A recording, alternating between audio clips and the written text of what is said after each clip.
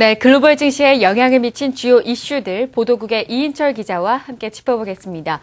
오늘 하락폭이 조금 컸습니다. 시장 이슈 전해주시죠. 네, 기대했던 이 고용지표가 다소 부진했습니다. 역시 고용지표의 위력은 대단합니다. 오늘 주요 지수 1% 넘게 지수 끌어내리고 있습니다. 자, 그동안 이 잘 나가던 증시, 이 소비, 제조업 괜찮아서 이 고용마저 훈풍이 도는 게 아니냐.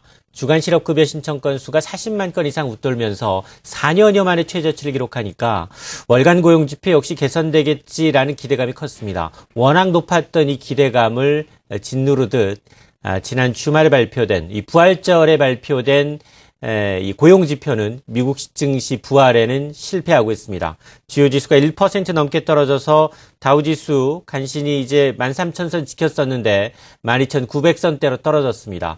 오늘 하락폭도 크죠. 130포인트를 넘고 있습니다. 나스닥 지수 역시 3,100선에서 조금은 멀어지고 있는 상황이고 S&P 500 지수도 1,400선 하향 이탈하고 있습니다. 자, 이제 관심은 실적입니다. 그동안 미증시 구세주가 이 고용이 되지 않을까라고 기대했었는데, 이제 내일부터 이제 시작이 되는 어닝 시즌이 관건입니다. 알코아를 시작으로 해서 어닝 시즌이 개막이 되는데, 그러나 실적 전망치가 그다지 밝아 보이지 않습니다.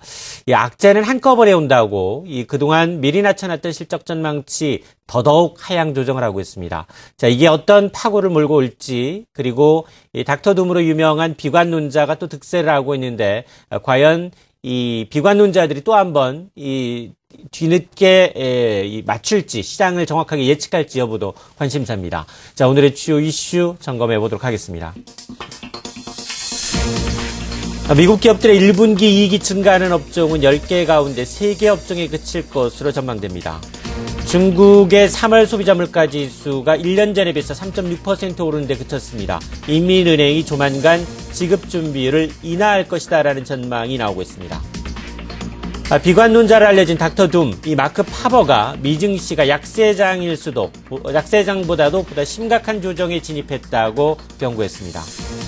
국제유가가 미국의 부진한 고용지표에 의해서 이란이 미국과의 핵 협상을 재개하기로 합의했다라는 소식이 전해지면서 하락세로 돌아섰습니다.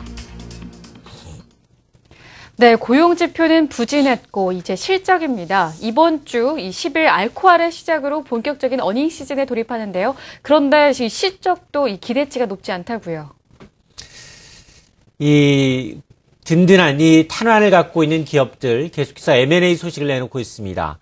이렇게 시장이 좋지 않을 때 이 막대한 현금을 보유하고 있는 기업들이 M&A를 하고 있다라는 소식은 사실 긍정적입니다. 그러나 실적을 들여다보면 일부 IT 종목군들을 제외하고는 실적이 그다지 밝지 못하다. 계속해서 이 실적 전망치를 낮추고 있습니다. 불과 한 달 전만 하더라도 S&P 500대 기업들 1년 전과 순이익 비교하면 한 10% 정도로 그나마 좀 양호하지 않겠느냐라고 봤습니다. 그러나 어닝 시즌이 다가오면서 한 주 어닝 시즌의 실적 전망치가 하향 조정되고 있는데요. 지난주까지만 하더라도 한 자릿수 중반대 4.5%대 순이익 증가를 기대했는데 이번 주 S&P 500대 기업들의 순이익은 제로 성장, 1년 전과 비교하면 0.95% 증가에 그칠 것이다 라는 전망이 나오고 있습니다. 1분기 실적은 이렇게 되면 금융위기 이후 최저치로 떨어지게 되면 이렇게 이제 고용지표마저 이제 부진해지니까 1분기 경기가 반짝하게 반짝 회복세를 보이는 이후에 2분기, 3분기, 4분기 갈수록 오히려 성장세가 둔화되는 게 아니냐라는 의견이 나오고 있는데요. 물론 이는 이 고용지표가 이제 발표된 데 따른 하필이면 이 글로벌 이 기업이 실적 발표와 맞물려서 고용 부진이 나타내는 끌어내리는 현상인데, 그러나 아직까지는 이 소비재 부문과 그리고 이제 제조업 부분이 꿋꿋이 버티고 있어서 과연 이들 기업들의 실적 발표가 실제로 어떻게 나타날지 여부가 최대 변수로 떠오르고 있습니다.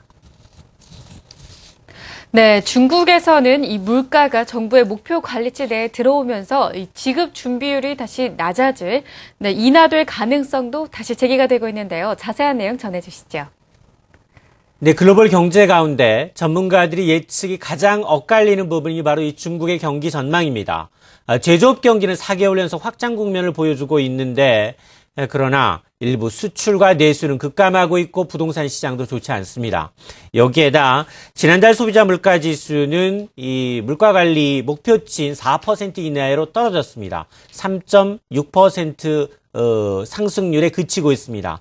이 정도면 이 중국이 지금까지 긴축 기조에서 벗어나서 통화 양적 완화로 돌아설 가능성이 높다.